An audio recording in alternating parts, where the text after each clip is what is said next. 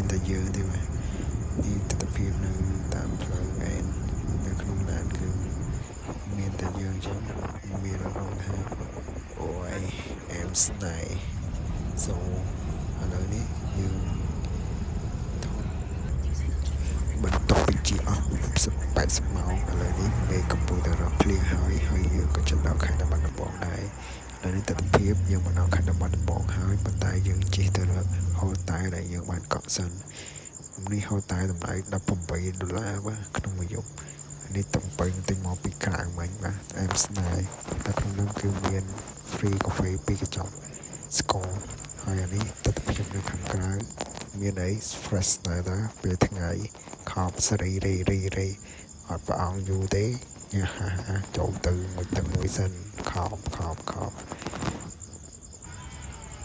អានេះពេលល្ងាច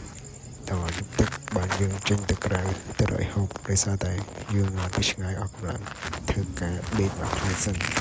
ហើយយើងរៀបចំអីវ៉ាន់ជុំមកអីវ៉ាន់រៀបចំខ្លួនធ្វើដំណើរទៅក្រៅហើយនៅក្នុងនោះមានអាងទឹកដែរតែខ្ញុំបានថែលេងស្អីទេគឺឥឡូវនេះយើងដើរទៅក្រៅមើលទស្សនភាពក្នុងពេលរាត្រីមកពុកម៉ែបងប្អូនមានតែខាប់ប្រាណអីដើរអែមស្នេហ៍ខេត្តបាត់ដំបងហើយជាវិធានកំពុងអែមស្នេហ៍អានេះពេលយប់គឺយើងជីកាត់ចេះនៅស្ពានឆ្លងអីគេដងស្ទឹងសង្កត់ខំសេរីធ្លាប់តែលើបាត់ចម្រៀងឥឡូវនេះយើងមកដល់ខេត្តបាត់ដំបងមានអីអែមតែខំសេរីរីអានេះពេលយប់បាន20បាទគឺទស្សនភាពអែមស្នេហ៍មកគឺថាអាចមកជួយបានបាទហើយនេះយើងជិះមើលទឹកពីតាមដងផ្លូវពុកម៉ែបងប្អូនដែលគាត់រស់នៅហ្នឹងហើយជាមកលេងមកពីខេត្តជួយគ្នាដល់ខ្ញុំអត់សូវដែរព្រោះទឹកតំបន់ហ្នឹងជិះតាមគេតាមឯងទៅអត់ស្គាល់ទេតែទីទូរស័ព្ទថតទៅភាពបាទ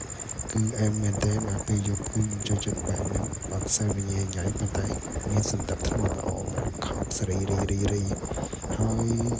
និយាយពីការឌីកូភ្លើងអីវាសាមញ្ញមិនចាំឈឺផ្នែកពេកទេបាទអាចណាអែមមកមិនដឹងថាបរិយាអេទីនេះអ្នកនរគ្នាមើលទៅភាពខ្លួនឯងសាមញ្ញទៅបាទអ្នកមួយគូនេះយ៉ាងថប់កន្លែងនេះគឺ big line មកកន្លែងខ្ញុំជួយចិត្តព្រោះមានតាមឈើមានអីធំនោះមកបែបអបដិប្រៃឈើអរស្រឡាញ់ចូលចិត្តតែខ្ញុំចិត្តតាំងពីនៅមកតែមកឃើញកន្លែងនេះគឺអែមមកថាចូលចិត្តខ្លាំងហើយជុំឡើងគឺមានឌីកូភ្លើងតាមអញ្ចឹងហើយខ្ញុំមកលើកដំបូងដែរទៅជិះតាមគេឃើញមិនស្អាតតែបានចូលលេងទេដោយសារតែយើងជិះមើលទស្សនភាពជុំវិញហ្នឹងអញ្ចឹងហើយនេះមានក្មេងៗជិះស្គីជិះអីពេលហ្នឹងវាលយដែរហើយទៅខាងមុខមានផ្លូវបត់ឆ្វេងគឺយើងឡើងទៅហើយតែខ្ញុំអត់ស្គាល់ទេខ្ញុំជិះតោងទៅពីក្រោយគេទេបាទតែទស្សនភាពកន្លែងនេះគឺរៀងស្រឡះហើយមានអារម្មណ៍ថាវាស្ងប់ស្ងាត់ល្អសម្រាប់ដើរលេងមួយសម័យកន្លែងនេះគឺអាចថតអាចអីចឹងអាចមកលេងបានបាទហើយវីដេអូយើងមានតែប៉ុណ្្នឹងទេហើយចាំស្អែកចាំយើងបន្តមើលវីដេអូទៀតដោយសារតែឡើងជប់ហើយគឺយើងទៅគេងហើយចាំស្អែកគឺថាយើងនឹងមានវីដេអូទៀតចាំភ្លេចជួយ subscribe